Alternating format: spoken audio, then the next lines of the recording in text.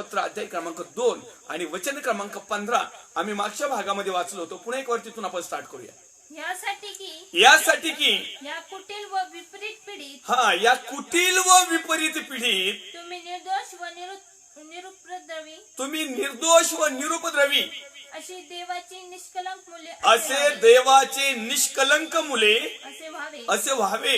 हे लोकांमध्ये तुम्ही जीवनाचे वचन पुढे करून दाखविताना ज्योती सारखे जगात दिसता. या ठिकाणी आपण थांबलेलो होतो प्रियो. या ठिकाणी देवाचं वचन आम्हाला सांगतंय की तुम्ही आणि मी जगामध्ये परमेश्वराच्या दृष्टिकोनातून, जगाच्या दृष्टिकोनातून काही नसू द्या, जगाच्या दृष्टिकोनातून आम्हाला कोणी ओळखलेलं नसू द्या, जगाने आम्हाला मान सन्मान दिलेला नसू द्या, जगाने आमची वाहवा केलेली नसू द्या, जगाने आम्ही कोण आहोत हे माहीत नसू द्या, जगाने आमची निंदा केलेली असू द्या, जगाने आम्हाला तुच्छ लेखलेले असू द्या. पौल साहेब तर आणखीन म्हणतो या जगाची घाण आणि खरवड मी तर म्हणेल की प्रभू मध्ये तर मी त्या घाण आणि खरवडीपेक्षा एकदम घाण आहे.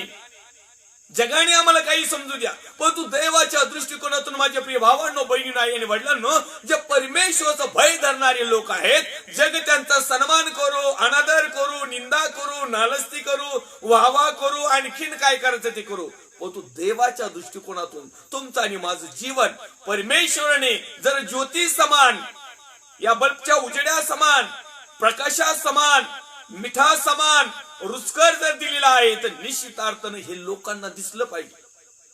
आता अनेक लोकांची टेंडन्सी हे आहे की त्यांच्याकडे मीठ आहे परंतु ते हटकून काही खारटपणा करतात.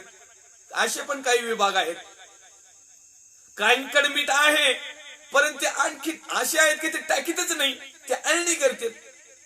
आणि काही असे आहेत की ते बरोबर टाकीत आहेत की त्या भाजीला किंवा त्या पदार्थाला योग्य अशी चव यावा आणि इतरांनी वाहवा करावा. अशाच प्रकारे अनेक देवाचे सेवक आहेत, सेविका आहेत, विश्वासणारे भाऊ बहीण, आई वडील, बिलिओस आहेत की परमेश्वराने ते जर ओळखत आहेत, परमेश्वराचं ते जर भय धरीत आहेत, तर त्यांच्याकडे वचनाच्या माध्यमातून मीठ आहे, वचनाच्या माध्यमातून प्रकाश आहे, वचनाच्या माध्यमातून ज्योती आहे, वचनाच्या माध्यमातून त्यांच्याकडे गोष्टी आहेत ज्या दैवी आहेत आणि ज्या देवाने दिलेल्या प्रमाणे आम्ही त्या जगामध्ये त्याचा उपयोग करावा. परंतु अनेक असे आहेत की मिठाचा जादा प्रमाणात उपयोग करतात, खारट करून टाकतात, काही फायदा नाही, अख्खं कालवण किंवा तो पदार्थ फेकून द्यावा लागतो.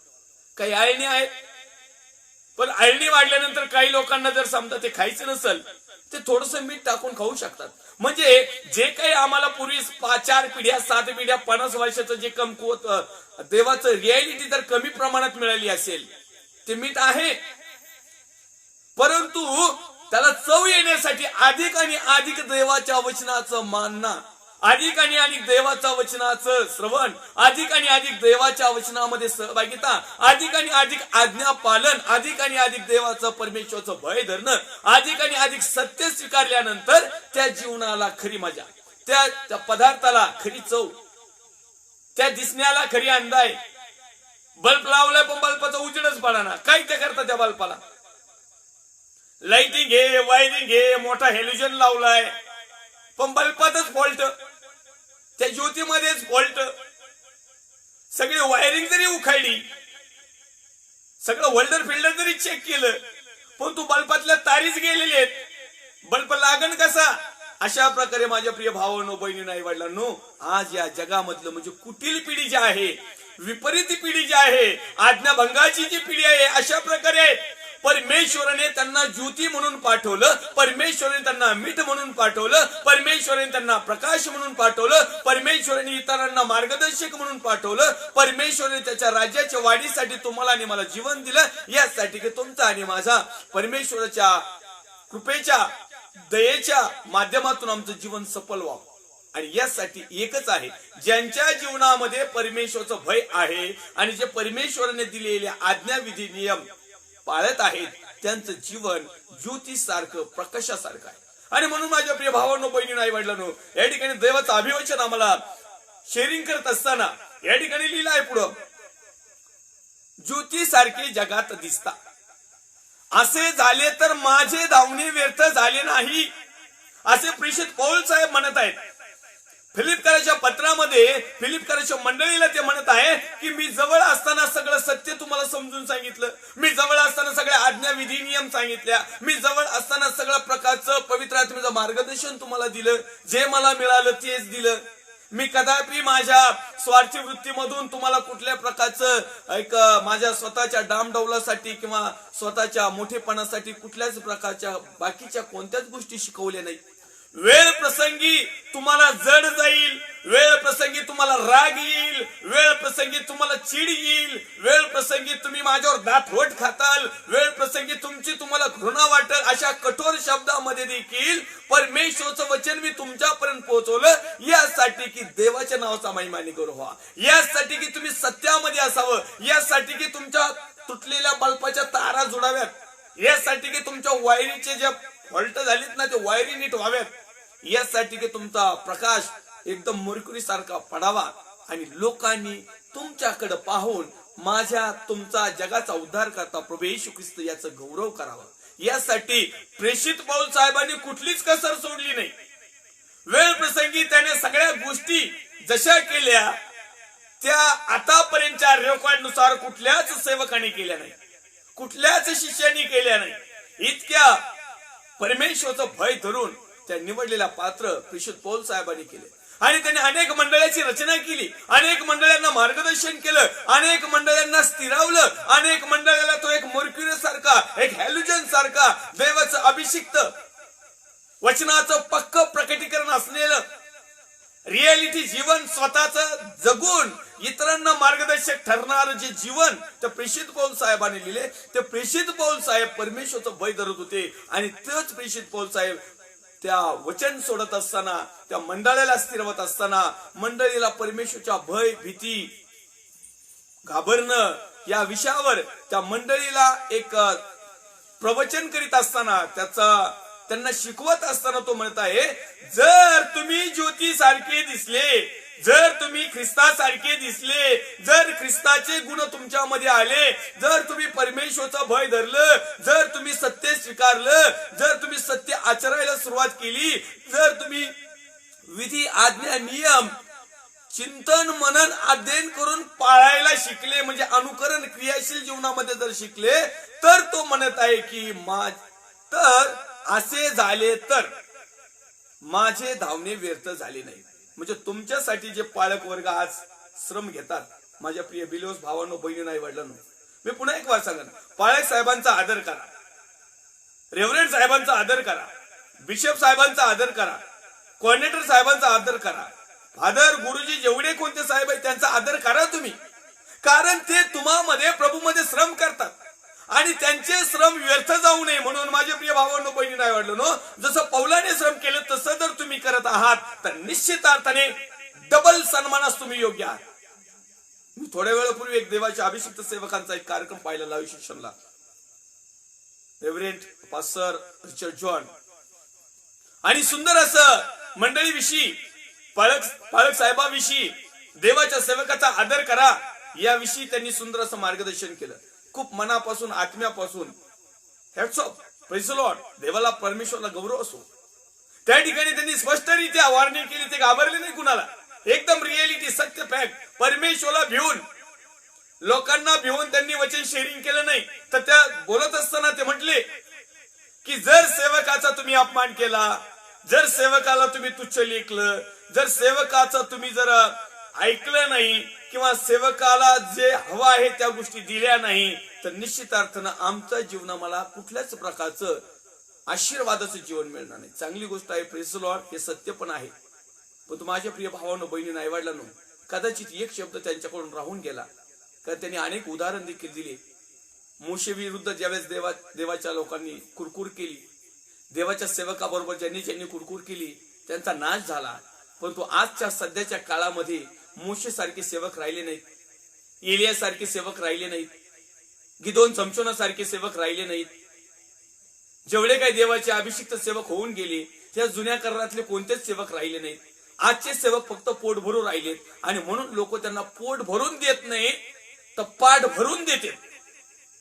ही पण वस्तुस्थिती आम्हाला नाकारता येणार नाही. पवित्र शास्त्र सांगताय जर तुम्ही परमेश्वराचा भय धरीत आहात ना तर ज्याचा सन्मान करायचा त्याचाच सन्मान करा, ज्याचा आदर करायचा ना त्याचाच आदर करा. तर परमेश्वराचा तुम्ही सन्मान करत नाही तर देवाच्या सेवकाचं केव्हा करणार आहे? जर परमेश्वराचं वचन रियालिटी तुम्हाला समजलं नाही की कोण खोटं कोण सत्य, तर तुम्हाला कोणत्या पाळक साहेबाचा सन्मान करायचा आदर करायचा त्यांना डोक्यावर घ्यायचंय हे कसं कळेल? याचा अर्थ मला असं म्हणायचं नाही की पाळक वर्गांना तुम्ही सन्मान करू नका.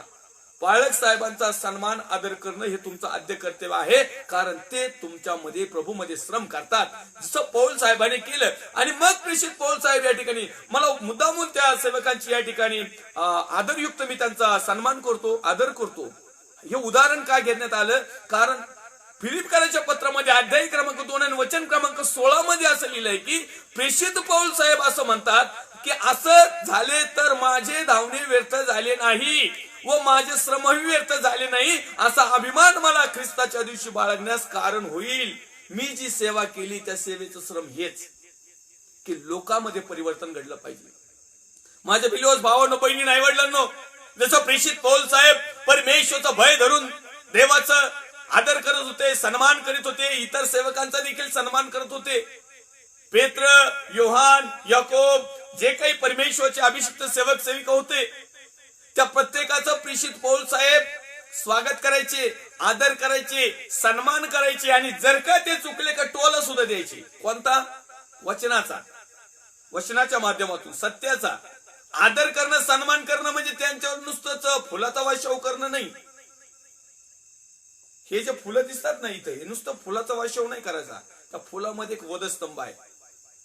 तो वधस्तंभाचं खरं मर्म जर आम्हाला समजलं तर निश्चित अर्थाने आम्ही परमेश्वराचं भय धरून परमेश्वराच्या सेवकाचा देखील आदर करू, सन्मान करू. आणि जे एलियाच्या विरोधामध्ये परमेश्वराचा महान अभिषिक्त सेवक तुमच्या आणि माझ्या स्वभावाचा, पवित्र शास्त्र त्याला संमती देते की एलिया हा तुमच्या आणि माझ्या सारख्या स्वभावाचा मनुष्य होता, परंतु तो परमेश्वराचा भय धरत होता. परमेश्वराला जे काही गोष्टी आहेत त्या तो सरळ सरळ सांगत होता. तो घाबरत नव्हता कुणाला. बाकीचे बाल दैवताचे 450 संदेष्टे होते.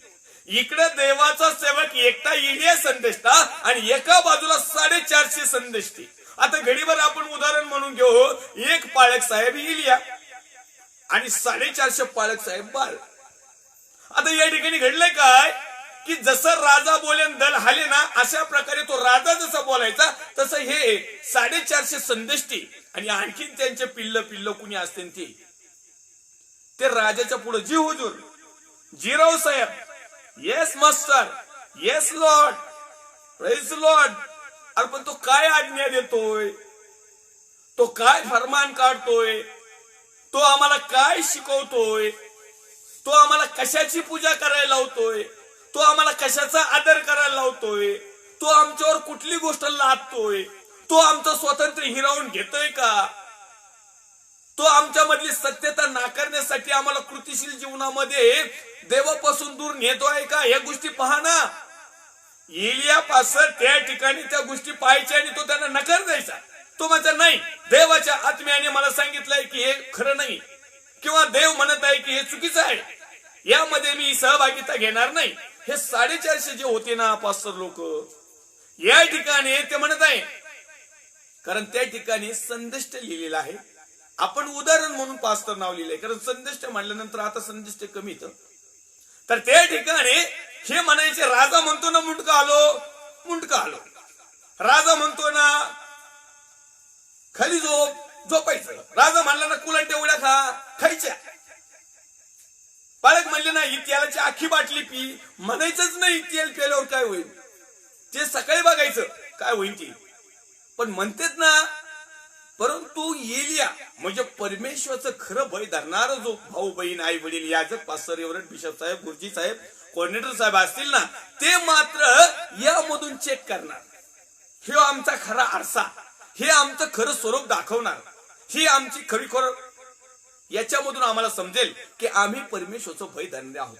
मग आमच्या पूर्वी ज्या सेवकाने, ज्या याजक साहेबांनी, ज्या पास्टर साहेबांनी, ज्या बिशप साहेबांनी, ज्या मिशनऱ्यांनी आपले आपले देश सोडले, आपली प्रॉपर्टी विकली, आपले आईबाप सोडले, आपलं सगळं सोडून दिलं, मातृभूमी सोडून दिली आणि वेगवेगळ्या राज्यामध्ये, वेगवेगळ्या जिल्ह्यामध्ये, वेगवेगळ्या देशामध्ये, वेगवेगळ्या खेडेगावामध्ये कठीण परिस्थितीमध्ये ख्रिस्त पोहोचवला, ते खरे महान देवाचे अभिषिक्त सेवक सेविका विश्वसनीय भाऊ बहीण आई वडील, त्यांचा आदर करा, सन्मान करा.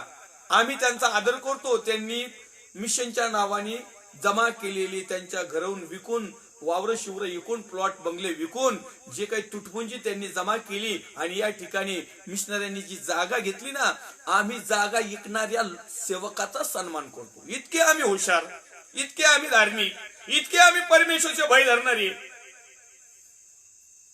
ईट ना ईट इकली, पत्र ना पत्र इकली, इंच ना इंच जागा इकली, ही धार्मिकता. आणि मग अशा लोकांचा सन्मान आणि आदर करू नका. या ठिकाणी ते बालदैवताची जी 450 संदिष्टी होती ना, त्यांनी काय केलं, राजा बोलेन दल आले तसं, राजा म्हटलं ना मूर्तीला नमन करता करा, काय फरक पडतोय, जिवंत तर राहतो, हुद्दा वाढेल, प्रॉपर्टी वाढेल, इनाम मिळेल, बक्षीस मिळेल, राजाच्या हुजुरीला पुढं जी रावसाहेब केलं म्हणजे राजा आपली वाहवा करील. परंतु देवाचा खरा सेवक जो परमेश्वरचा भय धरणार आहे, आपला विषय आहे भीती, भय, घाबरणं, आपण हा विषय सोडणार नाही. उदाहरणाला देखील आपण पवित्र शास्त्रातलेच अनेक असे उदाहरण आपण पवित्र शास्त्रातलेच घेतले आहेत की जे नाही करून कुणाचं भय धरायचं, भय धरल्यानंतर काय परिणाम होतो. आणि मग देवाचं भय धरल्यानंतर सुरुवातीला देवाचे अभिषिक्त पास्टर साहेब एलिया साहेबांना पळावं लागलं, लांब पळावं लागलं, गावोगाव डोंगरात जाऊन राहावं लागलं, उपास तापास संकट सगळे सहन करावे लागले. म्हणजे सत्य काही साधं सोपं नाही. आणि मग हे 450 माहिती होतं, हे असं केलं तर आपल्याला पळावं लागेल, जीवच मारीन घेऊ बाबा राजा याच्या हातामध्ये.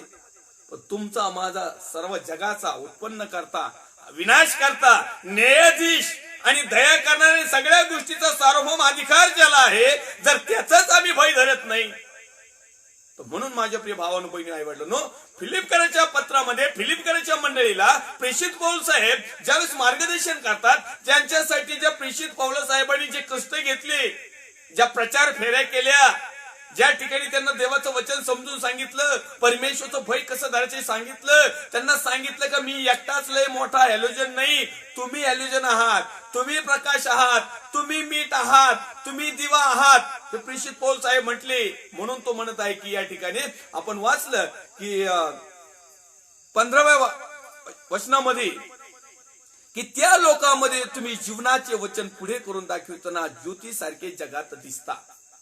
आम्ही ज्योतीसारखे आहोत. मग आमचा प्रकाश असा काही पडू द्या की इतरांना जे अंधारामध्ये आहेत, जे परमेश्वरचं भय धरत नाही, त्यांना समजू द्या की हे खऱ्या प्रकाशाचे एक एक किरण आहेत. आम्ही प्रकाश म्हणजे लय मोठा प्रकाश नाही, जगाचा प्रकाश. प्रभू येशू ख्रिस्त म्हणतो मी जगाचा प्रकाश आहे, जो माझ्याकडे येईल तो परत अंधारात जातच नाही. मग नेमकं असं होतं, आमच्या बलपईचं ते त्यांना आमच्यात आधार होतो.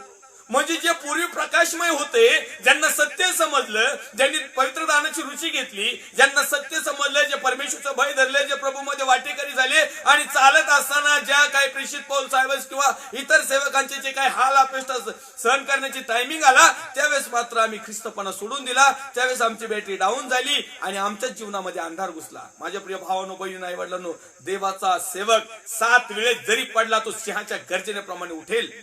आणि म्हणून निराश होऊ नका, हताश होऊ नका. कदाचित असं म्हणू नका की माझं जीवन खूप पापात आहे, शापात आहे, बंधनात आहे, जोखडात आहे, मी परमेश्वरच्या विरोधात बरंच पाप केलेलं आहे. आलेच केलेलंच आहे. मी देखील या समाला लाईव्ह याला जरी येत आहे ना, तरी मी पापी आहे. मी काय शुद्ध पवित्र धुतल्या तांदळासारखा, एकदम लोकरी सारखा, कुठला एल्युजन सारखा कडक नाही. कपडे मस्त डाग नसेल एक सुद्धा, परंतु अंतःकरण परमेश्वर पारख. म्हणून माझ्या प्रिय भावांनो, बहिणी आई वडिलांनो, आज देखील तुम्हाला पण आणि मला पण संधी आहे की आम्ही परमेश्वराचं भय धरून आमच्यामध्ये असणारा प्रकाश, आमच्यामध्ये असणारी ज्योती, आमच्यामध्ये असणारा चांगुलपणा, आमच्यामध्ये असणारी सत्यता, आमच्यामध्ये असणारे देवाविषयीचे आवेश, आमच्यामध्ये असणारी परमेश्वराचं भय, आमच्यामध्ये असणाऱ्या चांगल्या गोष्टी लोकांपर्यंत अशा पोचू द्या की आमच्यापर्यंत ज्या देवाच्या अभिषिक्त सेवक सेविकांनी, पास्टर, फादर साहेब, रेव्हरंड साहेब, बिशप साहेब, गुरुजी साहेबांनी ही पवित्र शास्त्रामधून परमेश्वराचा पुत्र प्रभू येशू ख्रिस्ताची सुवार्ता आमच्यापर्यंत पोहोचवली, जे सत्यवचन आम्हाला त्यांनी शिकवलं, त्यांचे श्रम व्यर्थ नाही गेले पाहिजे. पवित्र शास्त्र असं सांगतंय की प्रभूमध्ये तुमचे केलेले श्रम व्यर्थ नाहीत, परंतु प्रेषित पौल साहेब या ठिकाणी बोलून दाखवतात. क्रियाशील जीवन, कृतिशील जीवन, चॅलेंज मध्ये जीवन, रियालिटीचे जीवन, आणि हे जीवन फक्त परमेश्वराचं भय धरणाऱ्या लोकांमध्येच असतं. आणि आलेल्या प्रत्येक परिस्थितीला सामोरं जाण्याची ज्याची डेअरिंग आहे, ज्याची ताकद आहे, ज्याची हिंमत आहे, जो त्या गोष्टीला डायरेक्ट स्वीकार करू शकतो प्रभूसाठी, हेच लोक, याच बहिणी, हेच सेवक लोक परमेश्वराच्या दृष्टिकोनातून चमकणारी आहेत. बाकीच्यांचं काही गॅरंटी वॉरंटी नाही, ते घडीभर येते, ते काजव्यासारखे पाऊस पडला का अंधाऱ्या किरण्याच्या थोडे थोडे चमकत येत, परत काय पुढच्या ऋतूत सापडतच नाही. अनेक लोक अशी पण आहेत की ज्या वेळेस गरज पडते ना त्याच वेळेस लुक लुक लुक लुक सापडत येत, पुढं करतात. एकदा का संपलं परत वर्ष गाठ भेटणे होत. परमेश्वरच्या नावाला मी धन्यवाद देईल. या ठिकाणी 16व्या क्रमांकाच्या वचनामध्ये प्रेषित पौल साहेब फिलिप करायच्या लोकांना, आता त्या टायमिंगला फिलिप करायच्या मंडळीला तो सांगत आहे, पण तू आजच्या समयाला फिलिप करायच्या मंडळीमधले आम्ही नाही किंवा प्रेषित पौल पण आता नाही. तर तुमची आणि माझी जी ख्रिस्ताची मंडळी आहे, ख्रिस्त म्हटलेल्या खडकावर उभी जी आहे, परमेश्वराचं भय धरणं जी आहे, जे सत्य त्याच्यामध्ये आहे, जे अनुकरण त्याच्यामध्ये आहे, तुमचं आणि माझं आज तोच प्रेषित पौल साहेब या पवित्र वचनाच्या माध्यमातून तो म्हणत आहे, जर तुम्हाला आणि मला आणि सध्याच्या बिलिओस भाऊ बहीण आई वडील किंवा देवाच्या अभिषिक्त सेवक सेविकांना जर तो पाहत आहे, तुम्ही आणि मी जर ज्योती सारखे आहोत, तर प्रेषित पौल साहेब म्हणत आहे की माझे धावणे व्यर्थ झाले नाही. म्हणजे प्रेषित पौल साहेबांनी जेवढ्या काही फेऱ्या मारल्या सुवार्ता प्रचाराच्या, तो म्हणतो मग माझं व्यर्थ नाही. नाही तर मोकारच, इथे एक मंडळी, तिथे एक मंडळी, तिथे एक मंडळी, तिथलं दानपत्र इथं देईन की, तिथं मोठं हॉस्टेल, तिथं नर्सिंग होम, तिथं लय मोठी कॉलेज, तिथं हे लय राडा टाकून आपण तर राडा टाक करीनच का? चांगली गोष्ट आहे. देवाच्या सेवेसाठी, लोकांच्या सेवेसाठी, परमेश्वरच्या मार्गदर्शनानुसार काय पसारा मांडायचा तेवढा मांडा, काय संस्था जेवढी तंबू वाढवायची तेवढ्या वाढवा, काही अडचण नाही. पण त्या तंबूतून प्रकाश चमकला पाहिजे, त्या तंबूत अंधार नको. संस्था किती मोठी होऊ द्या, ग्रुप किती मोठा होऊ द्या, चर्च किती मोठं होऊ द्या, किती दानपत्र, दशमोज, देणगी, डोनेशन येऊ द्या, पण त्याच्यामध्ये चमकच पाहिजे, अंधार नको. हेच प्रेषित पौल साहेबांना सांगायचं आणि मला देखील देवाचा आत्मा हेच सांगायला लावित आहे. परमेश्वराचं भय न धरणारी लोक पुन्हा एक वार त्यांनी अंधकारात जाऊ नये, पुन्हा एक वार सैतानाच्या डावपेचामध्ये त्यांनी अडकू नये. आणि मग हे जे श्रम आज तुम्हाला आणि मला जी सुवार्ता, आज मी या ठिकाणी छाती ठोकपणे ख्रिस्तामध्ये अभिमानाने निडर होऊन न घाबरता जे देवाचं वचन शेअरिंग करत आहे, ज्या सेवकांच्या मार्फत, ज्या पवित्र वचनाच्या मार्फत, ज्या पवित्र आत्म्याच्या मार्फत, ज्या परमेश्वराच्या दयेने कृपेने मला ह्या गोष्टी कळाल्या, त्यांचे श्रम माझ्याविषयी व्यर्थ जाणार नाही, कारण मी ते काम करत आहे.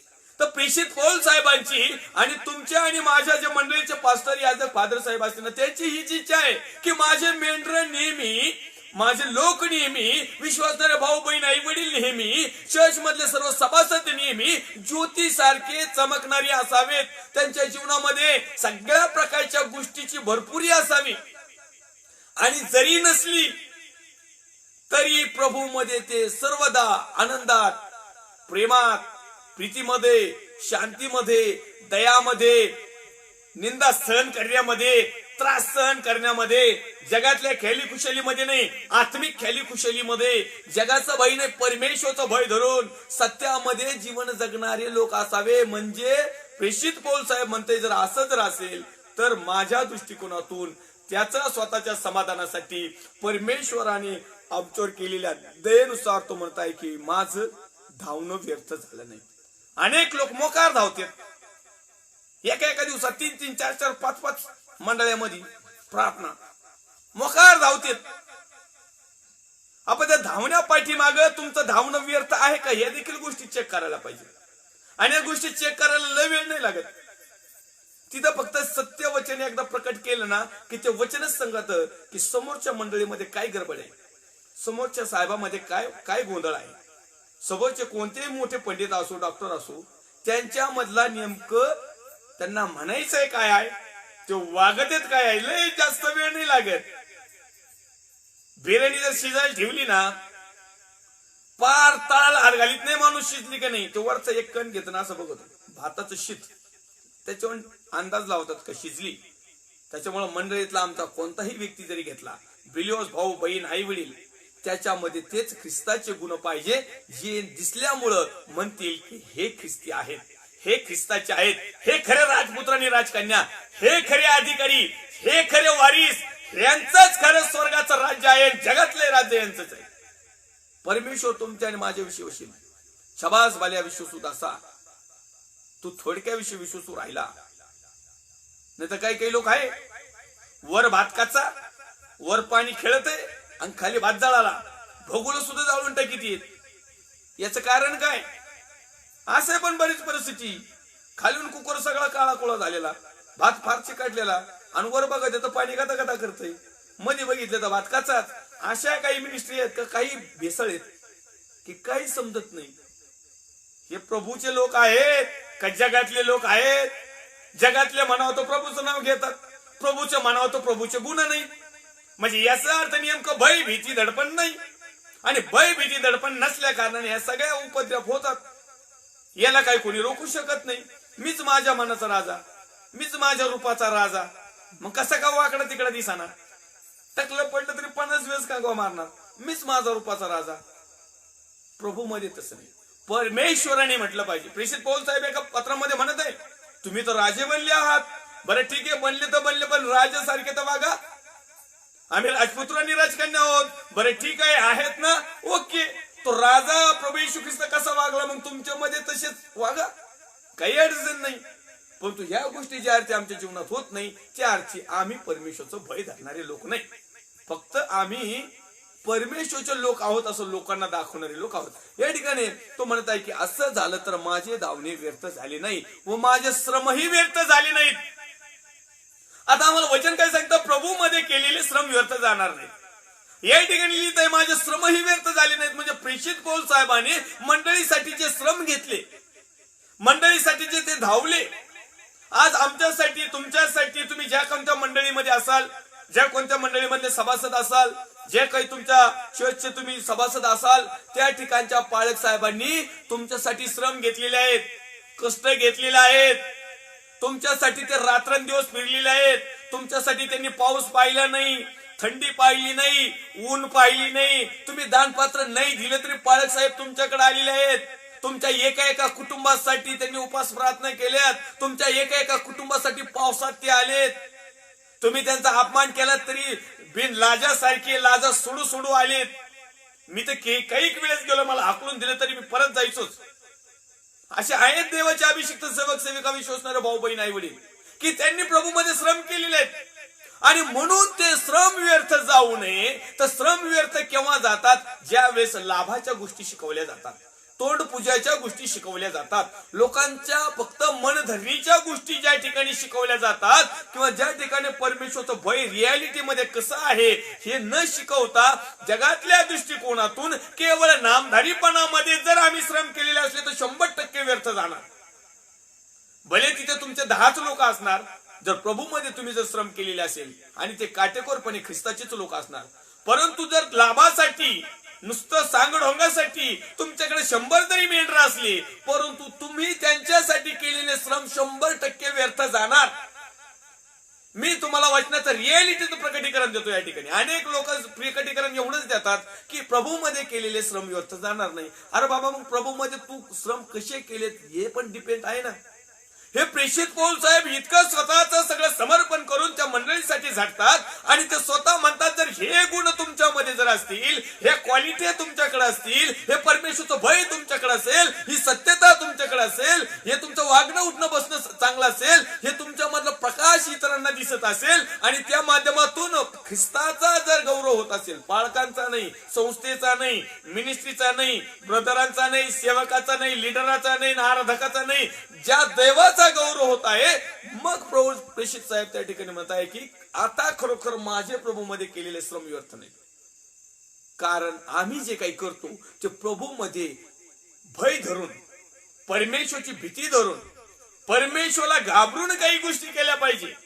आणि म्हणून या ठिकाणी प्रेषित पौल साहेब फिलिपकरांच्या पत्रामध्ये म्हणजे त्या फिलिपकरांच्या मंडळीला शिकवत असताना आज देखील लाईव्ह सेशनला तुम्ही ज्या मंडळीचे सभासद आहात, ज्या मंडळीचे तुम्ही सेवक आहात, ज्या मंडळीचे तुम्ही पास्टर असाल, याजक असाल, रिव्हरंट असाल, बिशप असाल, गुरुजी असाल, कोऑर्डिनेटर असाल, जे तुम्ही कुणी असाल, देवाचे अभिषिक्त सेवक सेविका, विश्वासणारे भाऊ बहीण आई वडील, मी पास्टर राजू आल्हाट देवाच्या वचनाच्या माध्यमातून देवाच्या आत्म्यानुसार मला जे आज प्रकटीकरण किंवा मार्गदर्शन झालेलं आहे त्यानुसार मी तुम्हाला सांगत आहे, जर तुम्ही प्रभूमध्ये श्रम केलेले आहेत परंतु खरे केलेले आहेत तर ते श्रम व्यर्थ जाणार नाही. या ठिकाणी तो म्हणतो असं झालं तर माझे धावणं व्यर्थ नाही, आमचं रात्रचं पावसात, थंडीत, उन्हात, वाऱ्यात जाणं व्यर्थ नाही होणार, माझे श्रमही व्यर्थ जाणार नाहीत. आणि असा मला अभिमान मला ख्रिस्ताच्या दिवशी बाळगण्यास कारण होईल. मी प्रभूमध्ये ज्यावेळेस झोपी जाईल किंवा मी प्रभूमध्ये ज्यावेळेस उठेल किंवा ज्यावेळेस प्रभूमध्ये माझं पुनरुत्थान होईल किंवा प्रभूमध्ये ज्यावेळेस मी मेघारूढ होईल किंवा प्रभू बरोबर मी जिवंत स्वर्गाच्या राज्यात जाईल किंवा ज्यावेळेस प्रभूच्या राजासनासमोर मला येईल, मला अभिमान बाळगण्याचं कारण ठरेल. I am proud of me. परमेश्वरच्या पुढे आम्हाला अभिमानाचं कारण ठरेल. आम्ही ज्या ज्या ठिकाणी श्रम केले ते व्यर्थ गेले नाही, ते अख्खे लोक तारले गेले पाहिजे, ते अख्खे लोक सत्यामध्ये आले पाहिजे, त्या अख्ख्या लोकांमध्ये सत्य वचन पेरलं पाहिजे, त्या अख्ख्या लोकांनी परमेश्वरचं भय धरून जीवन जगायला पाहिजे. त्यावेळेस पाळक साहेबांनी केलेले श्रम खरे आहेत. नाही तर आपण म्हणतो काय आपलं काम करायचंय, आपलं वचन सांगायचं काम आहे, आपलं सांगायचं काम आहे, फक्त करायचं का नाही करायचं लोकांचा प्रश्न आहे. मग तुला काही नसतं, खायला ठेवलं का? आपल्याला काय करायचं? मंडळीला दोष लावायचं काम आपलं नाही, मंडळीला रोल लावायचं काम आपलं नाही. मग सैतान येऊन लावेन का? आणि नाही तर तो लावतोच. तुम्ही जर लावलं नाही तर तो येऊन लावतो. मग नंतर म्हणायचं नाही बॅग गेली, पाठीमागे गेली, रिवर्स गेली, आता काय ते घरी बोलविनात. मग म्हणायचंच नाही. सुरुवातीच्याच काळामध्ये जे प्रभूचे आहेत ना ते प्रभूकडे येणार, जे परमेश्वरचं भय धरतात ना ते 100% आज्ञा पालन करणार. मग तुमच्या मंडळीत 4च मुंडके असू द्या आणि नाही काही ना, नवरा बायकोन 2 पोरं जरी असले, नाही 2 पोरं पत्नी जरी असली ना तर बाद झालं, प्रेज लॉर्ड. आणि नाही पत्नी योबाच्या बायको सारखं शेवटच्या टायमिंगला तर तिने लय सांगात आणलं तर एकटा का व्हायना स्वर्गाच्या राज्यात जाणं गरजेचं आहे. बाकीचं तर मग आता आपण काही कॉन्ट्रॅक्ट घेतलं नाही, हे पण रिअल आहे. ज्याला त्याला ज्याचा त्याचा अधिकार आहे, ज्याला त्याला ज्याचं त्याचं काम करण्याची पद्धत आहे. परंतु देवाच्या वचनाच्या माध्यमातून जर तुम्ही आणि मी मीठ, प्रकाश, दिवा किंवा परमेश्वरच्या दृष्टिकोनातून ज्योती आहोत तर आमचा प्रकाश असा पडलाच पाहिजे. ह्या पडल्या पडल्या अंधार फाटला पाहिजे. ज्या वेळेस अंधारात जायचं असतं कशाला तरी काहीतरी कामाला, त्यावेळेस त्या अंधारामध्ये जे इचुकाटे येत, अंधारामध्ये जे काही चोर असतील, लुटारू असतील किंवा दगड धोंडे असतील, ठेच असेल, काहीतरी असं नाडखळण किंवा त्या अंधारामध्ये जायला भीती वाटती तर त्या टायमिंगला आपण टॉर्च घेतो. मोबाईलची एवढीच मोबाईलची एवढी तांदळासारखी बॅटरी, तांदळासारखंच असतं ते बॅटरीचं, पण असा फोकस मारी ना अंधारातल्या सगळ्याच गोष्टी उजेड करतं. अशाच प्रकारे देवाचं एक वचन जरी तुमच्या आतमध्ये गेलं ते म्हणजे परमेश्वरचं भय धरा, तर तुमचं जीवन प्रकाशमय होईल. तुमच्या जीवनातला अंधार तुम्हाला समजेल. तुम्हाला नाही मलाही पण. मी ज्या ज्यावेळेस लाईव्ह सेशनला होतो त्यावेळेस लाईव्ह सेशन झाल्यानंतर मला देखील माझ्या काही चुका समजतात, मला देखील माझं काही पाप समजतं, मला देखील माझं काही अडाणी पण समजतं, मला देखील माझ्या काही उद्दामपणा समजतो, मला देखील काही बऱ्याच अंश असं समजतं की मी जरा थोडस टाईटच बोललो, समजतं. देवाचा आत्मा तो शिकवतो, असं नाही. आणि म्हणून माझ्या प्रिय भावांनो, बहिणी, आई वडिलांनो, जो परमेश्वरचा भय धरणारा सेवक सेविका, विश्वासणारा भाऊ बहीण आई वडील असेल त्या प्रत्येकाने जर परमेश्वरचं भय धरलं, देवाच्या वचनाचं मर्म जाणलं, सत्य जर स्वीकारलं आणि होता येईल तितकाच वागण्याचा प्रयत्न केला 100% तर काही सक्सेस नाही, परंतु आम्ही प्रयत्न करू शकतो. आणि म्हणून माझ्या प्रिय भावांनो, बहिणींनो, आईवडिलांनो, आम्ही परमेश्वराचं भय धरायला सुरुवात केल्यानंतर त्यावेळेस आमच्या जीवनामध्ये ऑटोमॅटिकली देवाला आवडणाऱ्या घटना घडतात. आणि मग आमच्यासाठी ज्या पाळक साहेबांनी, ज्या फादर साहेबांनी, रेव्हरंड साहेबांनी, बिशप साहेबांनी, कोऑर्डिनेटर साहेबांनी, मिशनरी साहेबांनी, गुरुजी साहेबांनी जे काही श्रम घेतलेत त्यांचे श्रम व्यर्थ जाणार नाहीत. कारण ही पण महत्वाची गोष्ट आहे. नुसतंच मोकार श्रम करायचे आणि ते सगळे जर व्यर्थ जाते तर ते श्रम करण्यात फायदा काय? 10 लोकांचं नुकसान होत आणि एकाच माणसाला धरून बसलाय. 9 माणसं तिकडे पार मसन वाट्यात चालली आहेत. पवित्र शास्त्र सांगताय 99 नीतिमानापेक्षा एक पाप्याचं जर तारण झालं तर स्वर्गाच्या राज्यामध्ये आनंद होतो. आम्ही 99 आवळून धरितो, एकाला म्हणतो जाय तिकडे तसाच गुत्त्यावर बस, तसाच का गटारात पडा ना, तू काही सुधारणार नाही, त्याच्यासाठी प्रयत्न करीत नाही, त्याच्या गळ्यात हात टाकीत नाही, त्याला हस्तोलन करीत नाही, त्याचं क्षेमकुशल विचारित नाही, त्याच्यातल्या चांगल्या गोष्टी पाहत नाहीत. एक व्यसन सोडून दे त्याचं, दारू पितोय, आपण दारू पितो मग बाकीच्या गोष्टी चांगल्या आहेत, किंवा XYZ एखादी गोष्ट त्याच्यामध्ये कमकुवत आहे आणि म्हणून तुम्ही त्याला मंडळीमध्ये सहभागिता देत नाही. परंतु त्याच्याकडे चांगल्या 99 गोष्टी असं म्हटलं तरी चालेल. मग तुम्ही त्या 99 गोष्टीकडे जर कानाडोळा करता तर याचा अर्थ तुम्ही परमेश्वरचं भय धरणारे लोक नाही. याचा अर्थ तुम्हाला सत्यच समजले नाही, याचा अर्थ तुम्हाला ख्रिस्तच समजला नाही.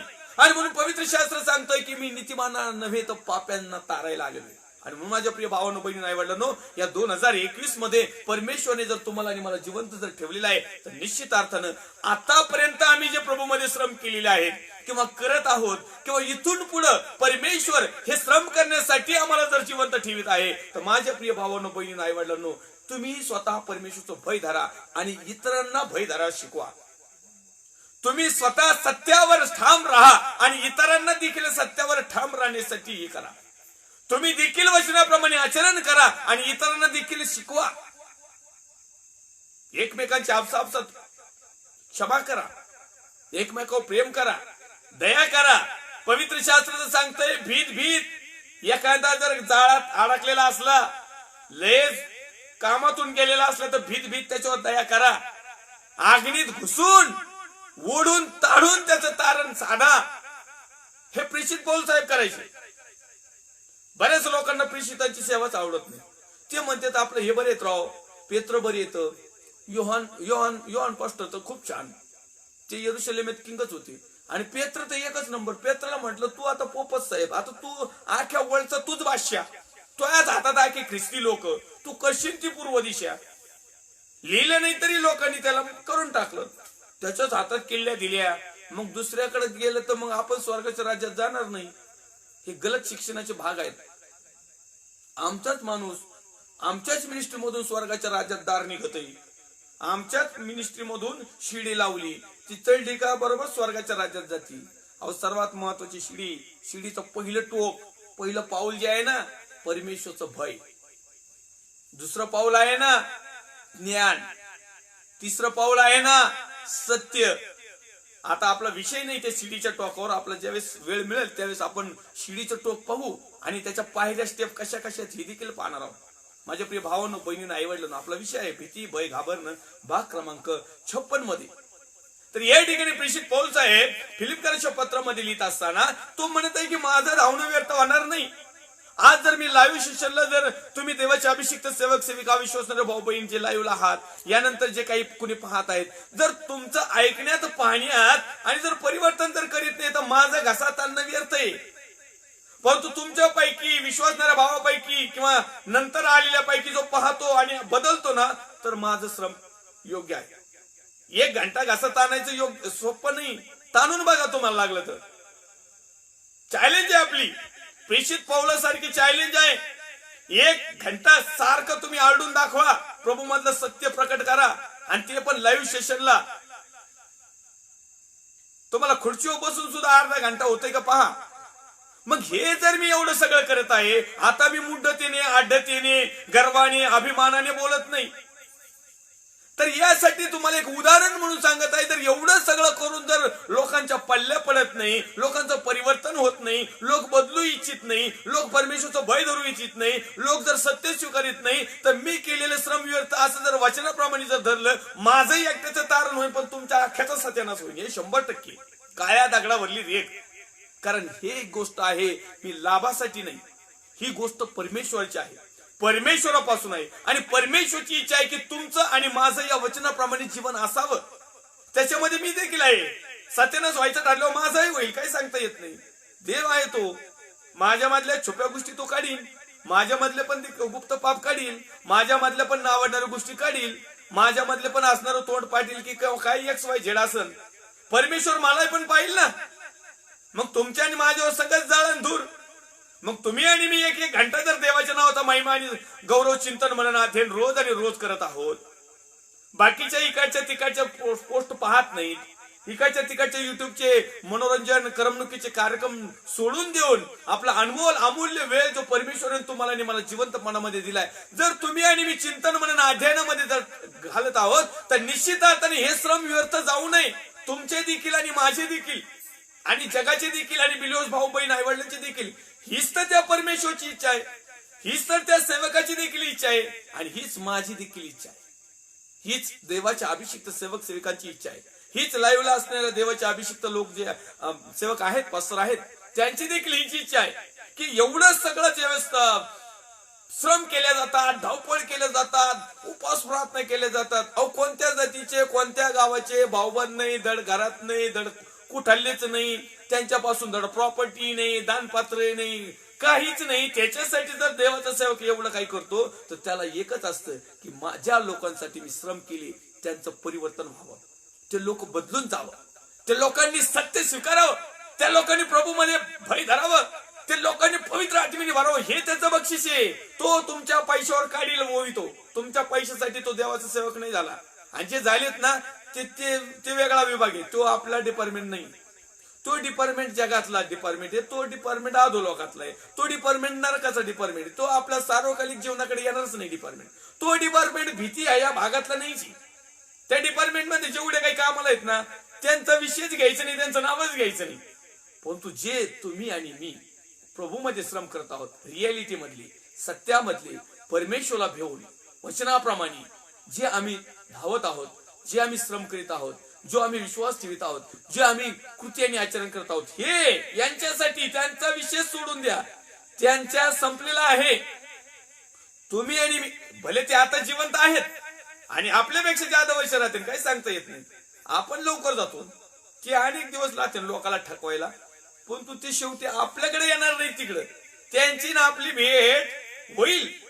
आपण सार्वकालिक जीवनात त्या भिकारी लाजरासारखी, दरिद्री लाजरासारखी, गरीब लाजरासारखी आपण तिकडे अभ्रामाच्या तिकडे असतो, पण हे मात्र इकडून आणलं ते.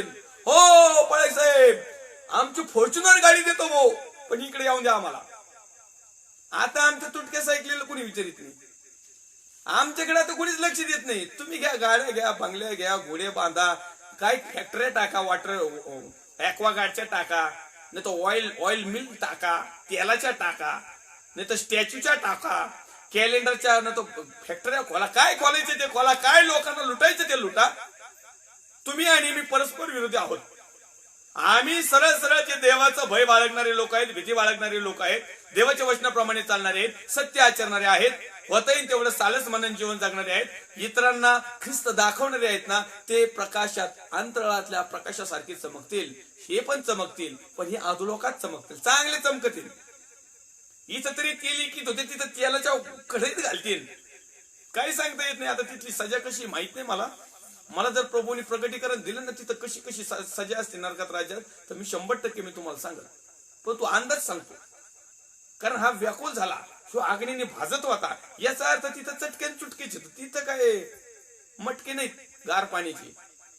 माझ्या प्रिय भावांनो, बहिणींनो, आई वडिलांनो, हे ठिकाणी प्रेषित पौल साहेब फिलिप्पियराच्या पत्रामध्ये परमेश्वरचं भयाविषयी शिकवत असताना तो म्हणताय कुटील पिढीपासून सावध राहा, विपरीत पिढीपासून सावध राहा, निर्दोष राहा, निरुपद्रवी राहा, निष्कलंक राहा, जीवनाचं वचन पुढे दाखवा, म्हणजे देवाचं वचन आमचं आचरण दाखवा, त्याचप्रमाणे ज्योतीसारखं तुम्ही जगा. असं जर झालं तर तो म्हणतो माझं धावणं व्यर्थ झालं नाही, माझं श्रमही व्यर्थ झालं नाही. आणि ज्यावेळेस मला अभिमान, या ठिकाणी लिहिलंय त्याने, तो म्हणतो की असा अभिमान मला ख्रिस्ताच्या दिवशी बाळगण्यास कारण होईल. आम्ही म्हटलं पाहिजे प्रभू मला दिलेली सेवा मी पूर्ण केली, प्रभू मला दिलेली विश्वास मी कृती आणि आचरणामध्ये आणला, प्रभू मी तू माझ्यावर केलेली दया मी शेवटपर्यंत राखली. माझी धाव आता जरी संपली किंवा संपणार असली किंवा ज्यांच्या संपल्या, परंतु ज्यावेळेस ते ख्रिस्तासमोर उभे असतील त्यावेळेस अभिमान म्हणतील प्रभू या जीवनामध्ये तू दिलेला असताना आम्ही सत्य प्रचार केला, प्रभू आम्ही तुझं भय धरून लोकांना शिकवलं, प्रभू आम्ही स्वतःही भयात राहिलो आणि लोकांनाही सांगितलं, प्रभू आम्ही स्वतःही सत्यामध्ये समर्पित केलं. भलं लय मोठं चर्च नाही बांधता आलं, लय लोकांनी जमावता आली, लोकांनी लय त्रास दिला प्रभू, परंतु शेवटपर्यंत विश्वासू राहिलो. Praise the Lord. प्रभू म्हणशील ओके शबास भाल्या विश्वासू असा. तिथं नव्हती तुझी नेमणूक, पण इथं मात्र मी तुझी नेमणूक करी. हो प्रभू जेवढे काही प्रभू मध्ये झोपे गेलेले देवाचे अभिषिक्त सेवक सेविका विश्वासणारे भाऊ बहीण आई वडील आहेत ना, जे प्रभू मध्ये खरोखर ज्यांनी आत्म्याने खरेपणाने परमेश्वराचं भय धरून निस्वार्थीपणाने सत्याने वचनाप्रमाणे सेवन केले, हेड्स ऑफ त्या सर्व सेवकांना. प्रेज द लॉर्ड त्या सेवकांना. पुन्हा एक वार प्रेज द लॉर्ड. कारण ते जर प्रभूच्या समोर जर असतील आणि प्रभू मध्ये उभा राहून हे प्रेषित पावलासारखं तर तो म्हणत आहे की अभिमान मला ख्रिस्ताच्या दिवशी बाळगण्यास कारण होईल. ते तिथे जाऊन अभिमान बाळगते. प्रभू गरिबी हरिबीत सेवा केली पण हे असं लाफाटपणा नाही केला, प्रभू सायकलीवर सेवा केली पण हे अशा मोठ्या गाडीची नाही आस धरली. देत होते काही लोक गाड्या नाही घेतल्या. प्रभू गरिबी हरिबीत जीवन जगलो पण नाही लाचार बनलो. प्रभू तुझं प्रकटीकरणाने कृपामंडित झालो पण मी लोकांचं खोटं प्रकटीकरण नाही सांगितलं. प्रभू मी तुझं भय धरलं पण लोकांना शिकवताना देखील तुझंच भय धरलं. मी उकाळण्यासाठी तुझं भय लोकांना नाही शिकवलं. कारण काही लोक सांगतो नाही दिलं ना असं होईल तसं होईल, हो तुमचा जाळ होईल, सत्यानाश होईल, धूर होईल. यांना दिल्यावर मग लय चांगलं होईल आणि यांना नाही दिलं का मग लगेच लोकांचं वाटोळ होईल, गोटुळ होईल. आणि यांना दिल्यावर स्वर्गाच्या राज्याचे वारीस. हा सगळं यांचं अख्खं कुटुंबच जाऊन द्या. कोराचं कुटुंब जमिनीत गेलं आणि यांचं कुटुंब जाऊन द्या स्वर्गाच्या राज्यात भेताडीत सकट. मग जमन. माझ्या प्रिय भावांनो बहिणी नाही वाढलं नाही, या ठिकाणी जी रियालिटी आहे तीच रियालिटी आहे. वचनाचं विलगीकरण, वचनाचं स्पष्टीकरण, वचनाचं वेगळा अर्थ लावून सांगणं आणि त्याच्यामधून स्वार्थ जमा करणं हे देवाच्या वचनाच्या फिलिप्पियराच्या पत्रामध्ये प्रेषित पौल साहेबांनी केलं नाही. तुमच्या विश्वासाचा यज्ञ व सेवा होताना जरी मी स्वतः अर्पीला जात आहे तरी मी त्याबद्दल आनंद मानितो व तुम्हा सर्वबरोबर आनंद करतो. हे होत असताना पाळकाची वाट लागली तरी चालेल असं तो म्हणत आहे. माझं म्हणणं नाही, माझं तर म्हणणं आहे, माझी तर 21 वर्षात वाटच लागलेली आहे, मला काहीच वाटत नाही, सवय झालेली.